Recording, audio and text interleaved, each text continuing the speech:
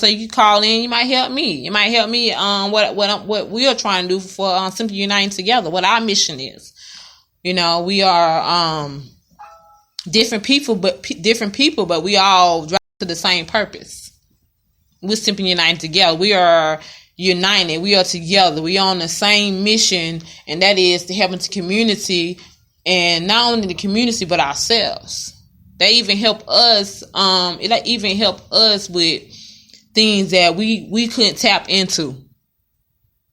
Things we couldn't tap into, like me. I'm tapping into something I would never think that I would be able to do, and just be able to sit here and talk for an hour on a radio show to, you know, and allow people to call in and discuss. You know, let's discuss what your mission is. Let's discuss how can we help you with your mission.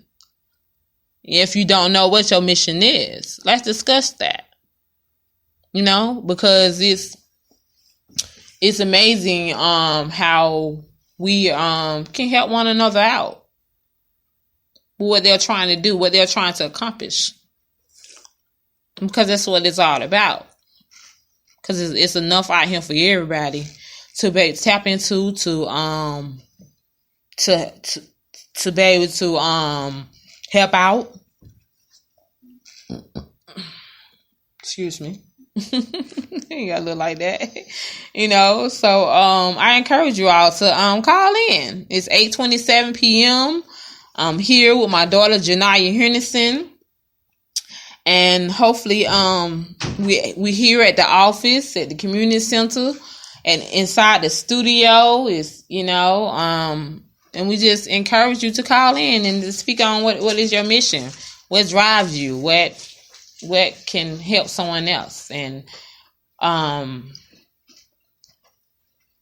Dr. James just came in, and hopefully he'll come in and discuss what his mission is. We always we always open to what Dr. James have to say, because we appreciate him for Simply Uniting Together and how he brought us all together. See, it was a mission. This Simply Uniting Together brought us all here, and that's the mission. It drove us here together. And like I said, I encourage you all to just call in 470-839-0701. How you doing, Dr. James? I'm good. Working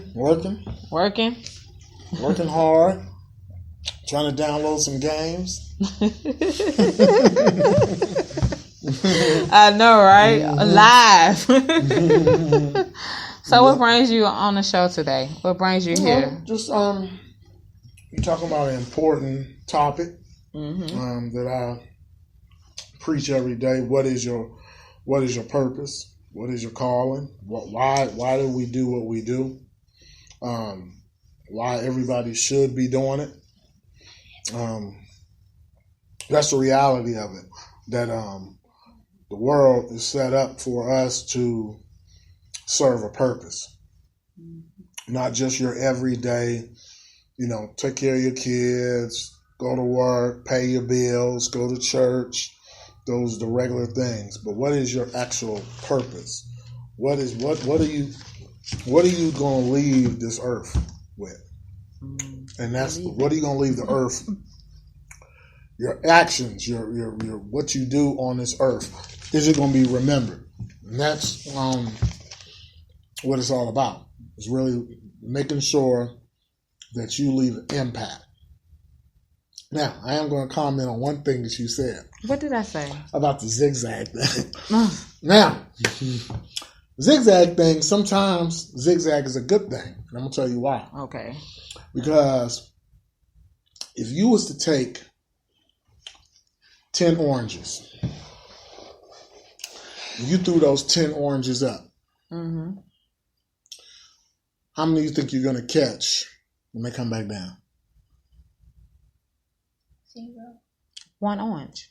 No, you could catch. No, I'm going to say catch, and then maybe you put them like to the side. Maybe like 1, 2, 3, maybe 4. It depends on how you know how the guys be jumping. I know, but it depends on. It also depends on your zigzag. Like it depends on if you throw up the 10 oranges. Everybody's on different levels. So if you There you go. You just said it.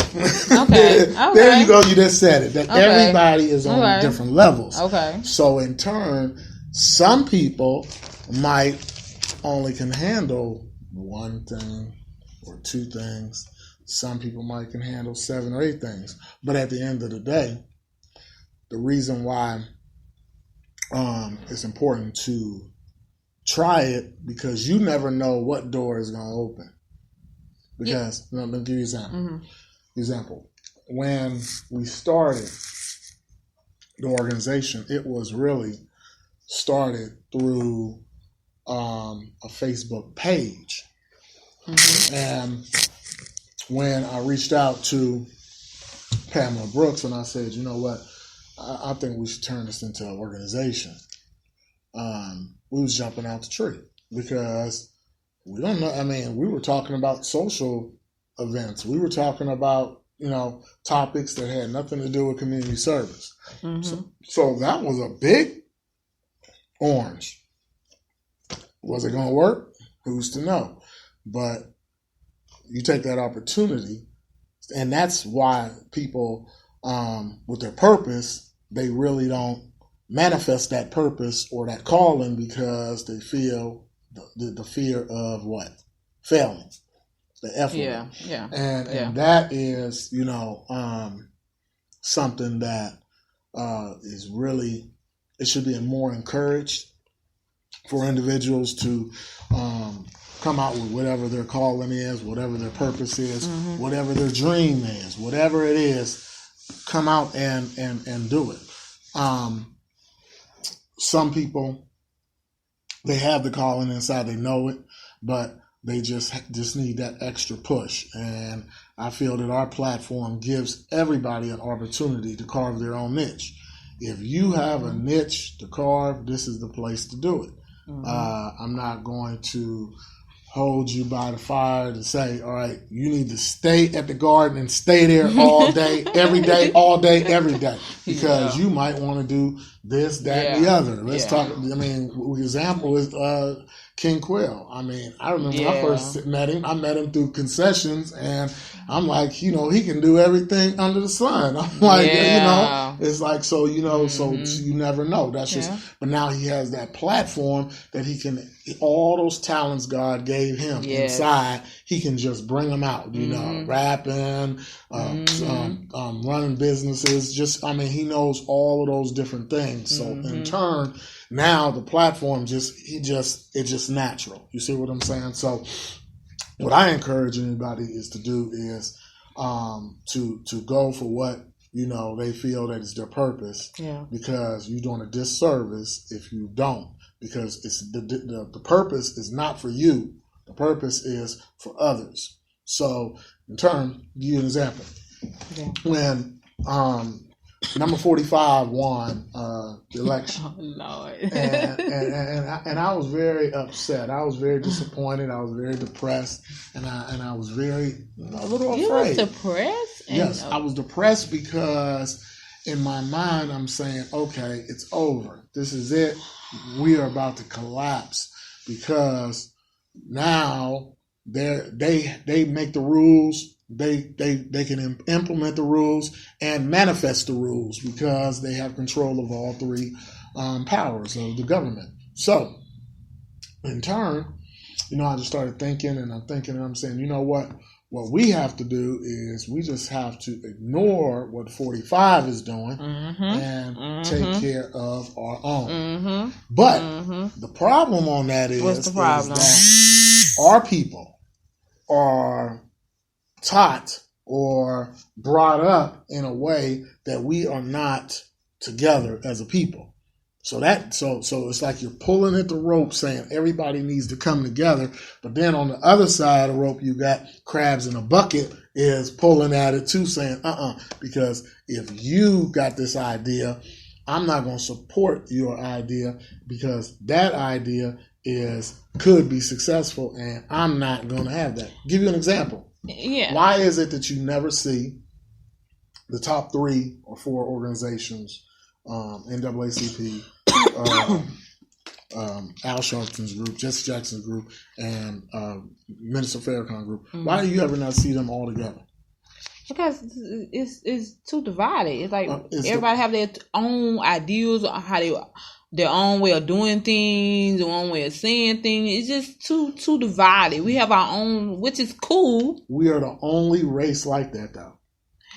And I agree with that because I was thinking about that same thing today, and I'm just like, because I grew up with different races and I see how they come together. I see how they work as a family. Even if you're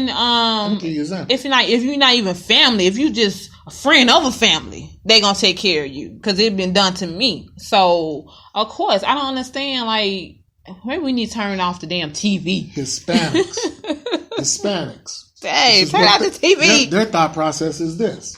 Hispanics, I'm going to bring over 4 or 5 of my buddies, relatives or whatever, and you bring your families with you. We don't care if we're staying 14 to a house.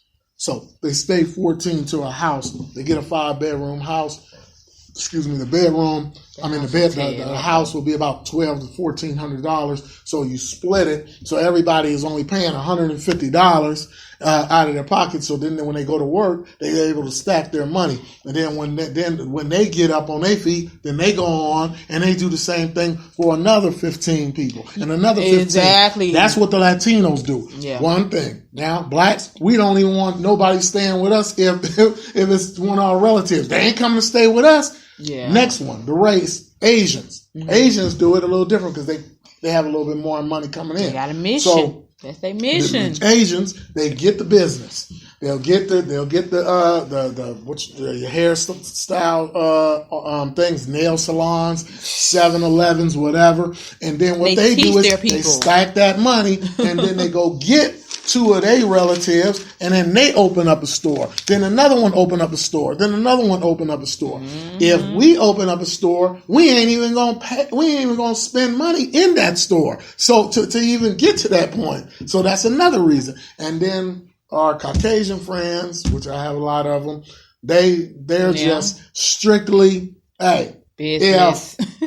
if my sons don't want to do what I'm doing, I'm gonna make them do it, or it's gonna be passed down to them. So they'll be taken care of, and then maybe it's a generational thing. Yeah, it's a generation thing. But then our people, this is what we're gonna say. Oh, Doc shouldn't have been saying that about them. Our people. No, we got to come together. We have to come together because we are 4th on the totem pole. And there's nothing stopping us from coming together. We gotta understand. We gotta break that fear of something gonna happen to us. Ain't nothing gonna happen to us. We have the right to come together. We have the right to spend money.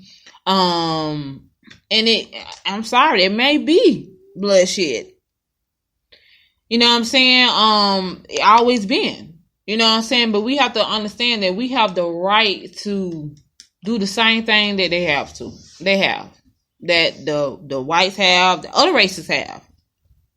But we have to humble ourselves. We have to humble ourselves and be strategic and not that self-hatred. We have that self-hatred. I gotta understand that. What brought it on? Like, why it's so strong? From slavery. It's all the way back from slavery. Oh my God, it is so strong. We've been taught and recorded that we have to have that chip on our shoulders, and we're all guilty of it. We're all definitely. We all think, man, that person's out there, so boom, boom, boom, boom. So we're not gonna think on like, okay, let's go ahead and get a 5-bedroom house for $1,400 and have 10 people stay in there, and then let's stack our money and then get another one and get another one. We ain't gonna do that. We're definitely not gonna think about buying a business and then all of us support that business and then we go get somebody else to start another business in the same area. We're not gonna do that. And we're definitely not gonna do, well, we can't get to the last one, and that one is having a business and then passing it down generational and generational and generational.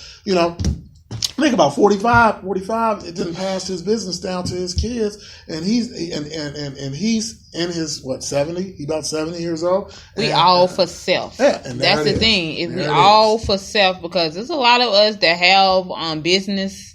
We have business, got our own business, got our own